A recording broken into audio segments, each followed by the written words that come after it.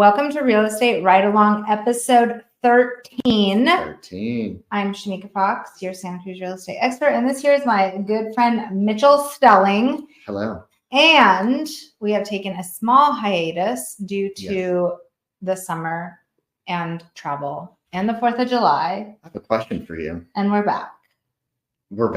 How was your 4th of July?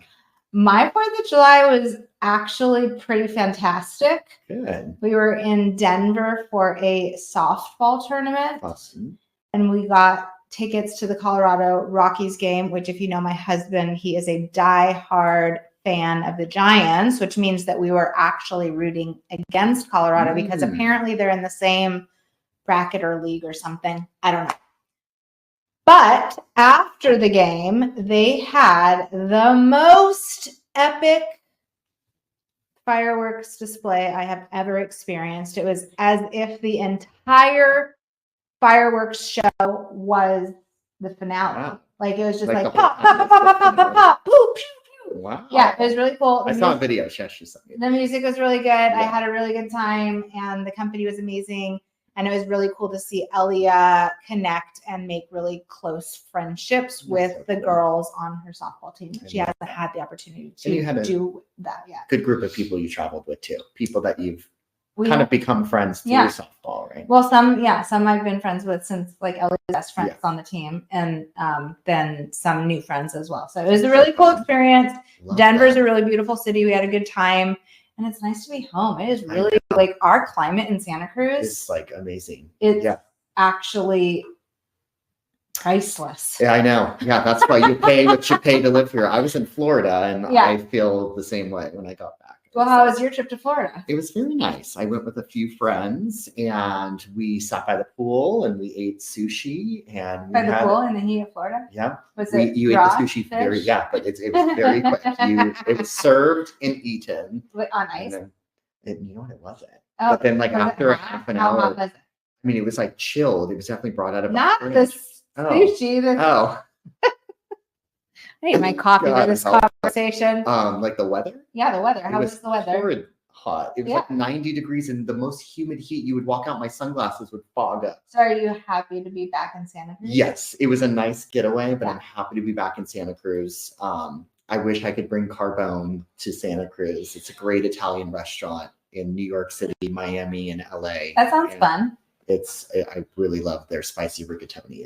That's like what they're known for. Okay, very good. Very cool. Fun fact, guys. Fun fact. So now that we're back in Santa Cruz, we want to talk about the Whale Bridge or overpass that's being built and designed for pedestrians and bikers alike. Yep. It is not a car bridge. It is a cartless bridge so that people on either two wheels for a bike or on their feet can cross over from Chanticleer to Soquel on the other side. That's a beautiful bridge. I was the last 6 months. Can you use an electric scooter to go over it? I would say so. It's like an e-bike. And I feel like they're so popular now. They are so popular. I used to have one of those Razor electric scooters when I was a kid. Those were like the OG ones. Yeah. They don't make them anymore. I don't know. Old. But yeah, I've been driving past, and I mean, you have too. Every time you come and film with me, you drive under the Whale Bridge. I drive so much, it's insane. I know. You probably drive that Whale Bridge 40 times a day. So I saw the new whales. Yeah, me too. I was like, wow, it was coming together. Before it just was a flat fabricated platform. And did you know that the whale, just the installation of the whales was $120,000? And can you guess what the total budget is for this pedestrian bridge? Super low cost. I'm sorry. What is it, Shemeika? Let's see. Let me guess. What was your original guess? Okay, my original guess for a project like that, just by looking at it, again, this is not my expertise, I would say $8 to $10 million. Okay. What was yours? Well, the funding came from a 2016 Measure D sales tax initiative that was approved, and the total amount for the budget of this pedestrian bridge is $36 million spent to build a pedestrian bridge. Now, I would think that a bridge would be costly because you need engineers and builders and it needs to be secure, right? We don't want a bridge falling on ourselves. But $38 million or $36 million seems like quite a lot of money to spend on a pedestrian bridge. What are your thoughts? Yeah. Could we have allocated those funds for something better more useful here in Santa Cruz, where we are at a housing shortage. I was gonna kind of bring that up, like not to go into this whole tangent, but our homeless could have probably had a whole new housing center. And I mean, it's a cool bridge. Don't get me wrong; it's beautiful, cool bridge. but I think priorities is Are interesting. what I personally took from this. Well, and don't forget that we are supposed to have almost 13,000 new housing units built in Santa Cruz County by 2030. 2030, it was 2030 something. 2031. We'll put it in the comments. Yeah. But maybe, I just had a thought I want to add. Maybe this bridge, because they're planning on building these new homes and people need to be able to get over the freeway, the infrastructure, car wise, maybe it's kind of intertwined with that. Again, I still think that's a pretty costly bridge. I might bring a screwdriver and try to take one of the whales off. Do not do that. Anyways, as you noticed, we've had a tremendous amount of traffic. I know it's due to not only just the summer, but the fact that we are doing these developments. I'm looking forward to the expansion of Highway 1. I think it's always been congested and it just keeps getting worse and worse.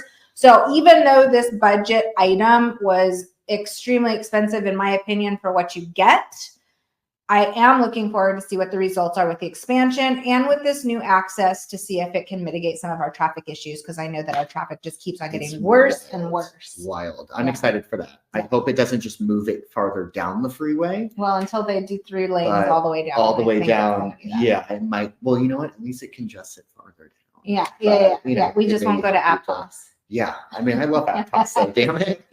But yeah, no, that's going to be interesting. I feel like, they're doing an overhaul, Whale Bridge, the expansion of the freeway. It looks like it's coming together. I don't personally know the timeline of when it's all going to be completed. I know the Whale Bridge will be open in 2025. It looks close to being done now, but I'm not an engineer. And then, fun other fact, guys, because we're talking about traffic and roads.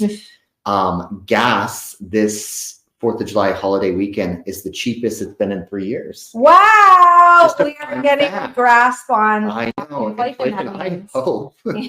So maybe we'll also see a trend with lower interest rates. Hopefully in the near that would be future. amazing. Well, there's supposedly a rate cut. August, September is what the Fed's talking about. I'll believe it when I see it. Same here. I'll keep you guys updated on that, but cross your fingers for all of us. Yeah. I'll cross mine too. All right. Thanks for tuning in. Real Estate Ride Along, episode 13. Yeah, we did it. Shemeika We'll Fox, see you next week. Mitchell Stelling.